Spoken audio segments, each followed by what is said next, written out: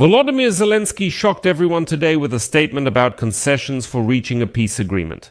The president of Ukraine stated that Kyiv is ready to turn the parts of Donbas currently controlled by the armed forces of Ukraine into a so-called demilitarized zone. That is, in fact. Zelensky stated that the Ukrainian armed forces are ready to withdraw heavy weapons from those territories of Donbas that the Russians have not captured, but only if Russia also commits to withdrawing some of its troops from Donbas. And as Western media writes today, Zelensky's statements represent Ukraine's biggest territorial concession to date. Since he is facing increasing pressure both from Russian military operations and from United States President Donald Trump, who is demanding that he agree to a ceasefire with Moscow.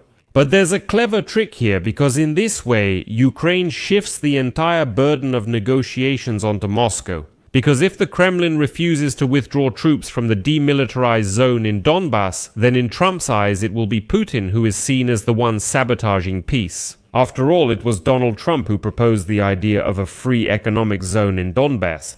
So let's break down this news and also discuss whether creating a demilitarized zone actually works to end a war, because there are dozens of such zones in the world, but only a few have actually worked.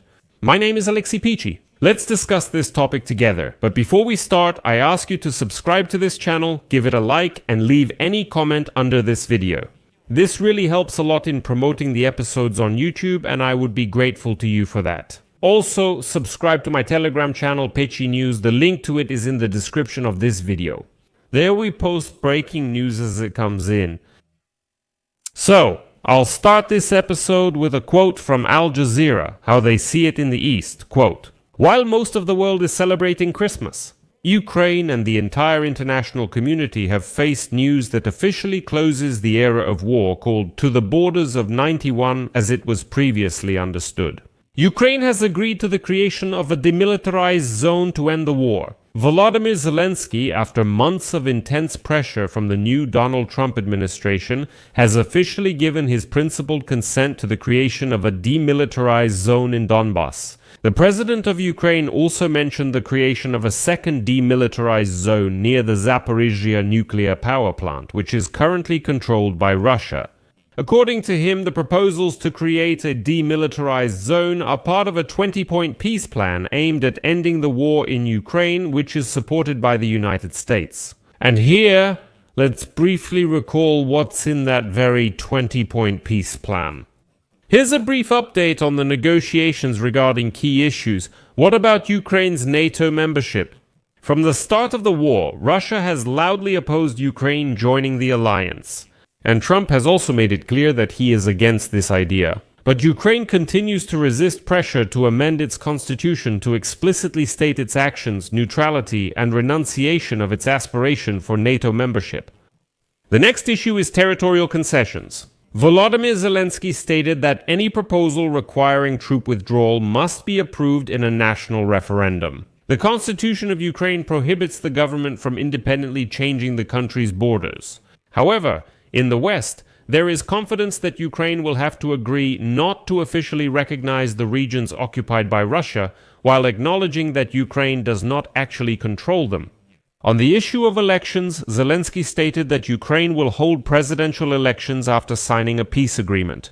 United States President Donald Trump insists on holding elections in Ukraine, while Russia uses the absence of elections during the war to question the legitimacy of Volodymyr Zelensky. The next issue is demilitarized zones, which is where it gets most interesting. Zelensky stated that any territories from which Ukraine hypothetically withdraws its troops will become demilitarized zones, which he also called free trade zones. Now we reach the most interesting part. The issue of Donbas is the most pressing here. Russia demands full control over Donetsk and Luhansk regions, but currently Russian troops control about 70% of Donbas overall. The latest proposal calls for the withdrawal of Ukrainian soldiers from the territory they control. Instead of Russia occupying this territory first, this region should become demilitarized. However, Zelensky stated that Ukraine is ready to withdraw heavy weapons from this area, but only if Russia also pulls back its troops by the same distance. And then, This entire territory, including the areas with the Kapukov entity, which are currently controlled by the armed forces of Ukraine, would not be symmetrically. Here is the current front line. Both Ukraine and Russia withdraw, making the entire area demilitarized. In addition, the latest peace plan proposes to turn the area around the Zaporizhzhia nuclear power plant into a demilitarized zone. And here is the question: how will these proposed demilitarized zones be managed if Ukraine and Russia really withdraw their troops? And who will make sure that the unwashed Russians don't try to get back into this demilitarized zone? This question is still completely open, but in this episode I want to emphasize that Zelensky has allowed for such a possibility for the first time.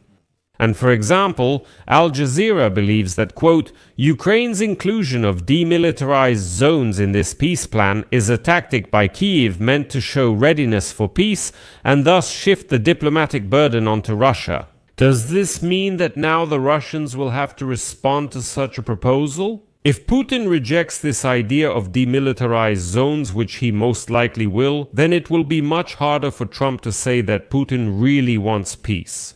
Let me remind you, Donald Trump himself proposed creating a free economic zone in Donbas so part of the region wouldn't be controlled by Ukraine or Russia.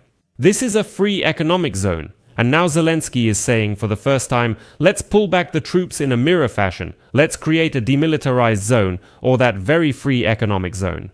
This is exactly what the American president proposed, and now Trump should see how the Kremlin will respond to this. You know, this is exactly the same as when, back in February of this year, Trump was saying what needs to be done.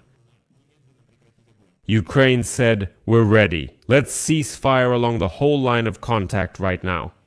Only Putin opposed it at the time. Trump faces the same issue again. They're saying, we accept your free economic zone proposal, but only if troops are withdrawn. It's a mirror response. Let's do it right now and Putin will most likely refuse. On the other hand, let's look at the history of demilitarized zones in the world as a whole because they don't always work. The first thing that comes to mind is of course the Korean demilitarized zone. It's a buffer zone 4 kilometers wide that separates North and South Korea. It was established in 1953 after the signing of the armistice that ended the fighting in the Korean War. The war ended with an armistice, but a formal peace treaty was never signed. More than 70 years later, the two Koreas are still technically at war, but at least there is no active phase of fighting. Another demilitarized zone under the supervision of the United Nations, by the way, is the Golan Heights. This zone was established in 1974 after the war between Israel and Syria and the signing of a ceasefire between the two countries. But in 2024, Israel expanded its control and presence in the Golan Heights. Especially after the fall of Bashar Assad's regime in Syria, taking over that very demilitarized buffer zone to prevent threats and strengthen its positions. Also approving a plan to double settler numbers in these territories.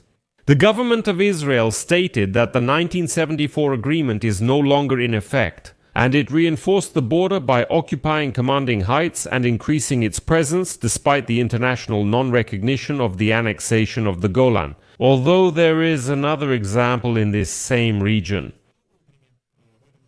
These are the demilitarized zones of the Sinai Peninsula, which were established as part of the peace treaty between Egypt and Israel in 1979. The treaty divided the Sinai Peninsula into 4 security zones with different military restrictions. And while this agreement is more or less in effect, by the way, there are similar ones in Europe as well. The demilitarized zone is the Åland Islands, a small archipelago in the Baltic Sea between Sweden and Finland. It's an autonomous Swedish-speaking region of Finland. And since 1921, the islands have been demilitarized in accordance with the decision of the now defunct League of Nations. And this agreement is still in effect today. So, it's impossible to say for sure whether demilitarized zones work in history. But in the case of Russians, you definitely shouldn't trust Moscow because a Russian means lies. I'll leave it at that. Share your opinions and conclusions in the comments under this episode, subscribe to the channel, hit the bell, and don't forget to like. Friends, if you found this episode useful and interesting, You can support the work of this YouTube channel with your donation or a paid sponsorship subscription through the links and details in the description of this video. I would be grateful for any support from you. That's all for now. Take care of yourselves. Goodbye, everyone.